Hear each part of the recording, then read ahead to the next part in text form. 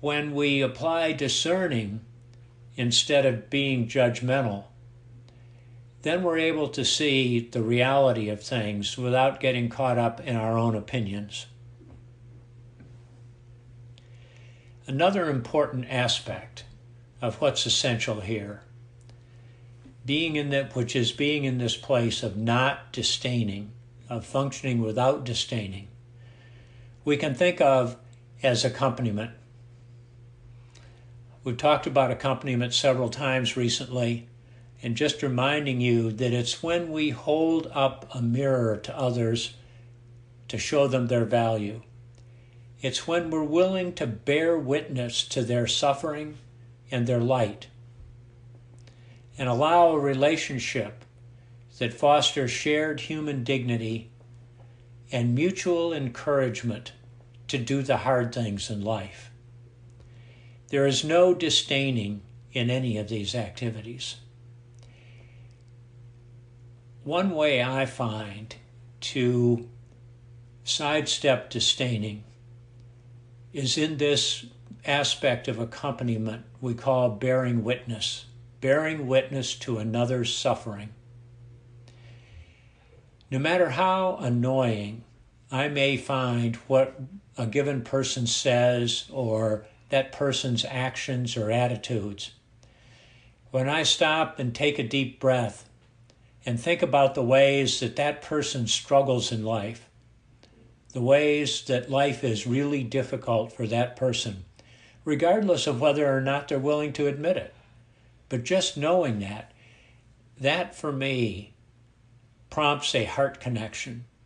It prompts a sense of empathy and an inclination to be compassionate, remembering that compassion is love that responds, taking skillful action. But when I connect at that level with somebody, at the level of suffering, recognizing that every human being finds life difficult because the reality is life is hard, that's a very deep and powerful connector. And as we go along, we can expand our consciousness. Consciousness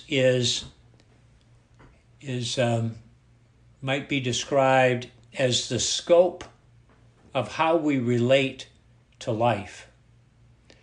We can relate to life from this egocentric me, it's all about me place, or we can expand our consciousness a little bit and focus on the community that we are a part of, where most everybody is like us. Our ethnocentric orientation. Or we can expand our consciousness beyond that to begin to take in more communities, some of which are different, and eventually get to a sense of the nation. And then we can stretch beyond that to a global view, and then stretch one more time to all of life. How we relate to all of life.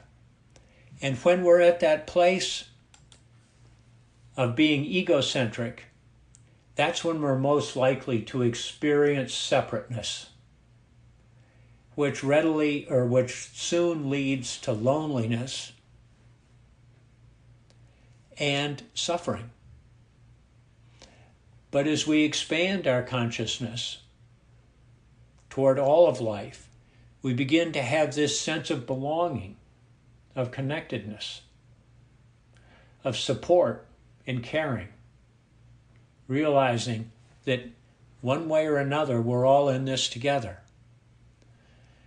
This is what this phrase on U.S. coins arises or suggests, e pluribus unum, one from many, or unity and diversity.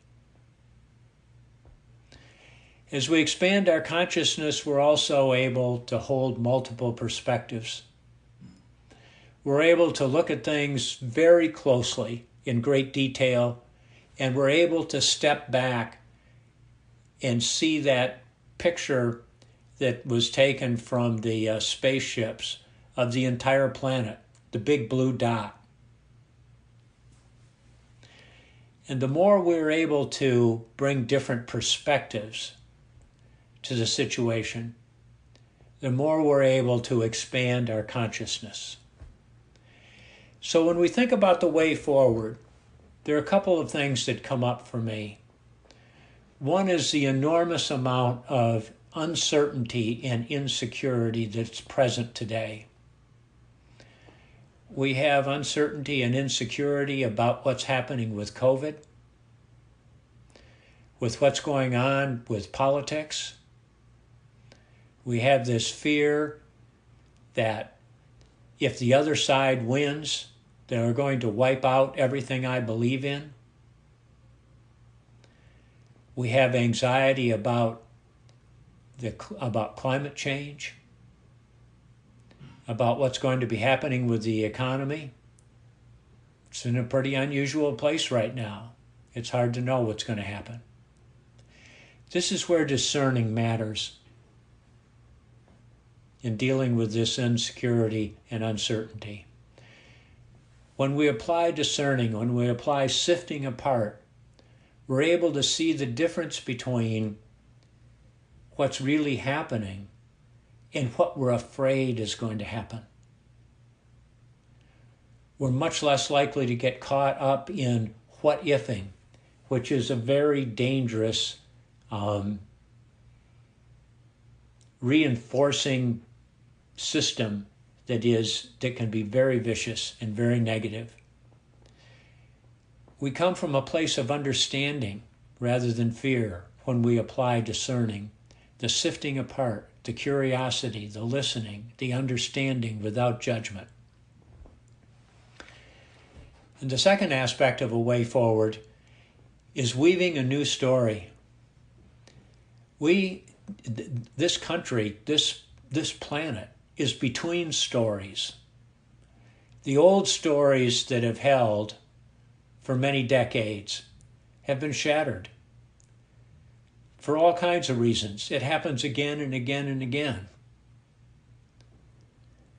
And letting go of the old stories, realizing that they're already gone, is an art of acceptance. And we begin to weave new stories that in this case have to be big enough to transcend our egos, have to be big enough to transcend the small communities, small homogeneous communities we like to be part of. They have to be big enough to transcend this nation and be global in nature because of the enormous amount, the extent to which interconnectedness is present today. So let's take a moment and reflect on what might be the essential plot lines of a new story that weaves together all of us, that allows for this space where we can connect with another's suffering, where we transcend our own egos and homogeneous groups. I'll just give you a few moments to reflect on it. And so we'll go directly from here into our meditation.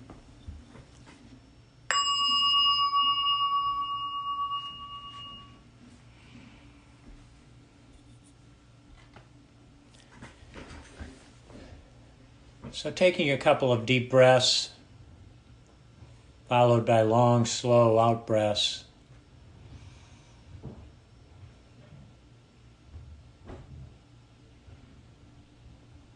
And settling in, softening.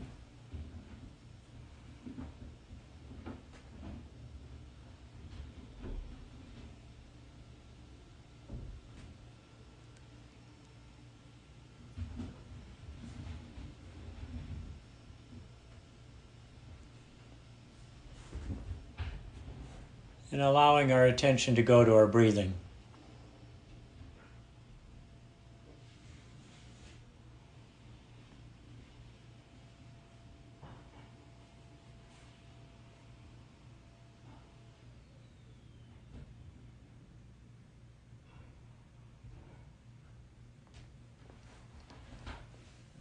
And now expanding our awareness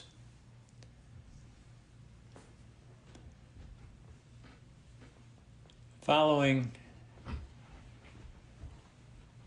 this approach.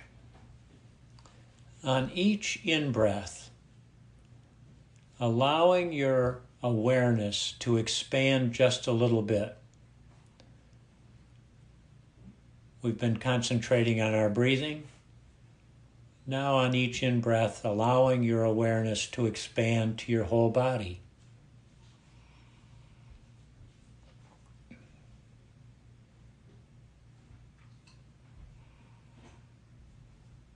And to the surface you're sitting on.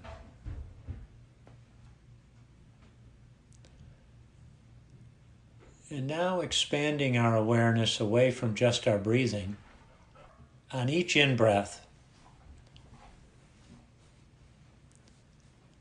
expanding your awareness first to your whole body.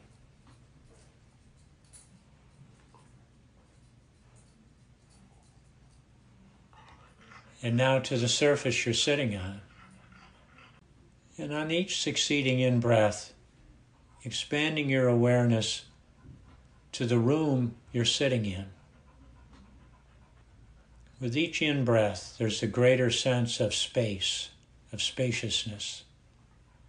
And gradually expanding your awareness beyond just the room you're in to other rooms in this area where you are, and eventually to the full building.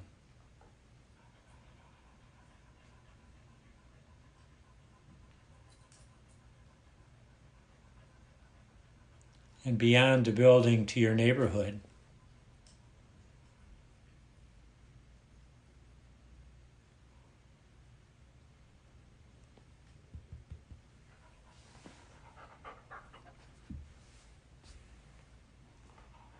And gradually pulling back as if you're in an airplane and seeing an enormous amount of space.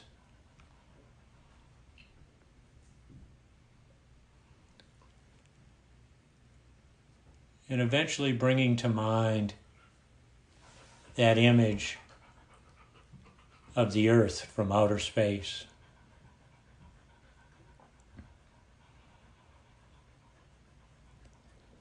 Noticing what spaciousness feels like.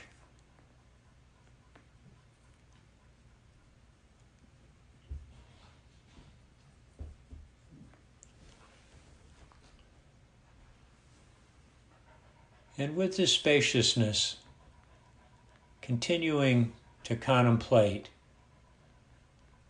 what might be the new story that you would weave from this place of very expanded consciousness.